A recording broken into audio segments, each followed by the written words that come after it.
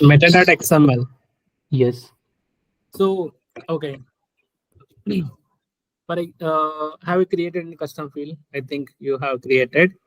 So when you go to a custom field, okay, let's take a custom field also is one of the component here, right? Yes. So when you go to the custom field and if you open it, so you will see the details, the label, API name, the object name, and below that required, not required, true, false, all these things, right? So these we say it as a properties, field properties. Okay. So these all the things when you go to normal field, custom field component, you will not get. So when you go to the package.xml of that object, there you will see the field properties and everything. Okay. So overall, this meta.xml is nothing but so which will tell you the versions basically and what are the things. I mean, under which category that we have created. If in future my organization's version will change, so will it automatically reflect on the VS Code? No, no. See, VS Code is, I mean, Salesforce is not responsible for your VS Code. First thing, it's a third party editor that we use for our comfort. Okay. Okay. They will update the versions if required in your Salesforce org, not on the VS Code. So that is the reason today you have created this. Okay. So you created this component, and if you come like after 3 months, and if you verify, I mean, when you do retrieve and go to the hello world.html. Yeah. Okay. So how many guys are aware of this HTML thing here? Are you guys aware of the tags at least? Yes. Okay. So let's see here what they're trying to do. So as you see, after executing this component, when you bring into the UI, okay. So with the name, it's showing as hello world, right?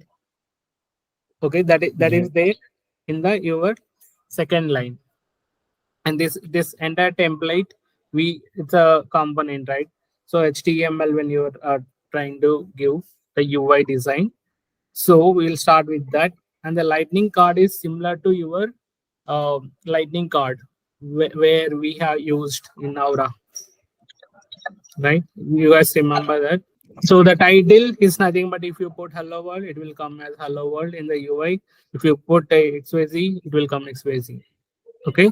So this title defines, okay, what will be the name of that. Okay. And I can't name some ID. So you might have remember in the Aura component for that and component, we have given the component Aura ID.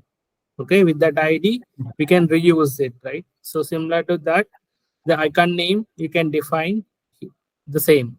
Okay, it will be an kind of identification for that. Okay, so next, so you are creating a section kind of section. So here we will call with the division div tag we will define here. So this what will it will do, it will create a kind of section in the your UI.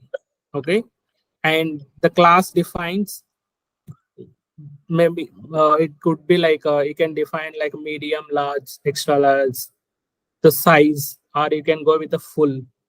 Okay, so same thing, they have defined the medium, so the size it will come in a medium. Okay, so basically it's to define your design to UI thing. Okay, and paragraph, you know, the tag. Okay, hello and greeting. So this greeting you can so whatever, even you can write whatever your name also inside that. You might be knowing that, right? Why we use less knitting. Okay, I'm back. Okay, so where we okay we are inside this paragraph, right? So here if you see hello and then you have given greeting. Okay, and inside that braces. So do you think it will come in the same way on the UI? or it will get I mean that instead of greeting, it will fetch any value and update it. Yeah, actually it is a variable. So whatever we will assign in the greetings, it will show that. Okay, so that is it. So if you write without this braces and declaring without not declaring that, so it will show whatever you write inside that paragraph. It will the same will come on the UI. Okay, so instead of that, you want to pick up some value to be displayed in a dynamic way. Okay, dynamically you want to pick some value and display. You need to use similar to this, like the braces you need to put and declare that variable inside that and assign a value. You can see the greeting they have defined here. I mean, it's a variable, and we can see there is nothing in this HTML component. There is nothing assigned to greeting. Okay, so this will be populated from where? Just remember, try to recall your Aura component. Yeah. So how the component will know there is a JS and I need to pick that value from there. So you can see the same component. Tell me how the Yeah. compiler will identify there is a handler or something like JavaScript handler is there. I need to go and pick that greeting variable value. How the compiler will know?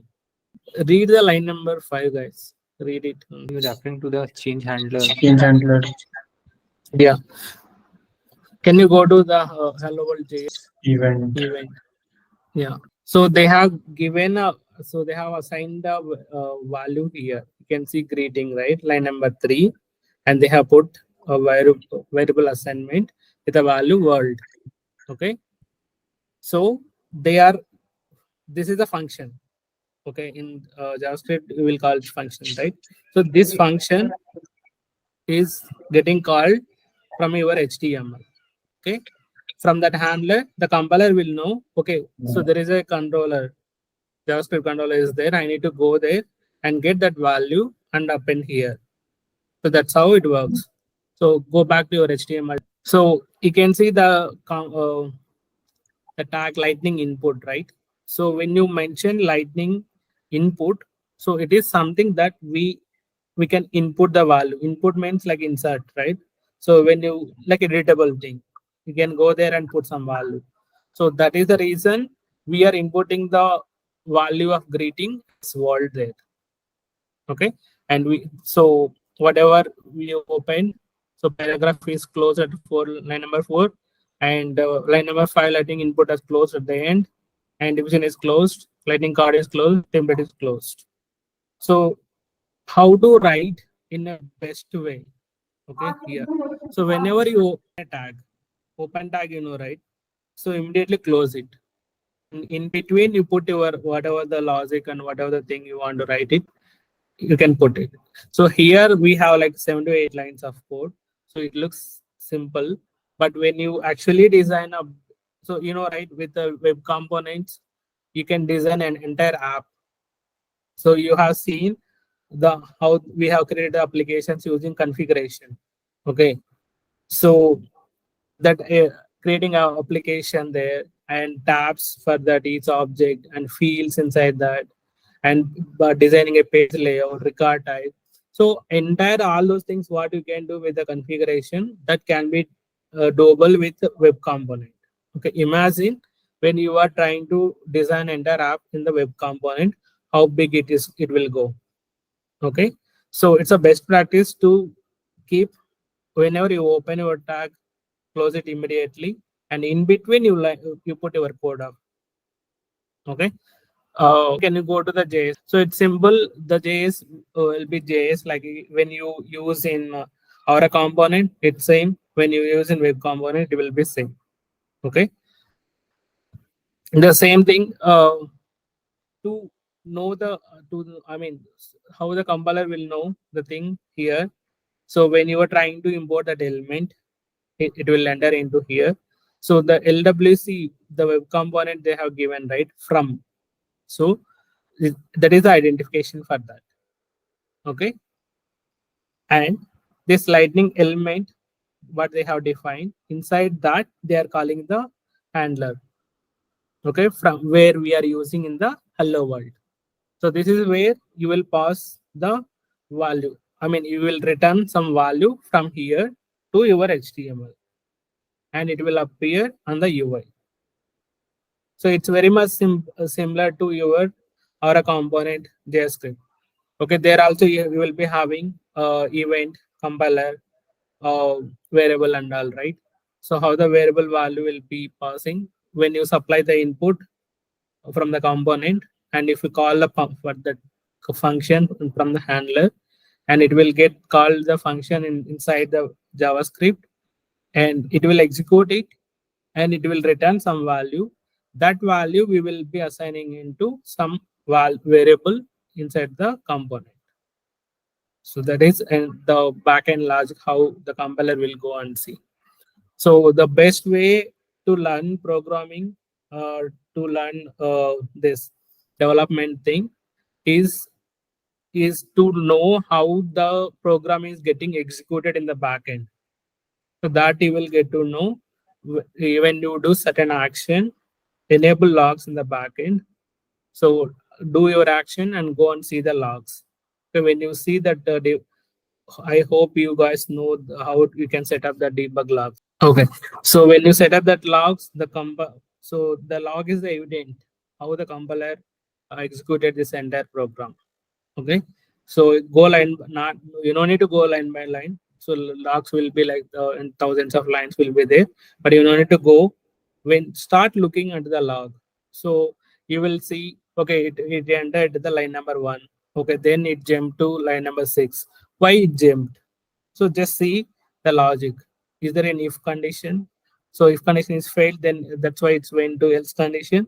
So that's how you need to read the code. When you read the code, so 60 to 70% you will be like getting the things, most of the things how it will works. Okay, then you can start writing on your own.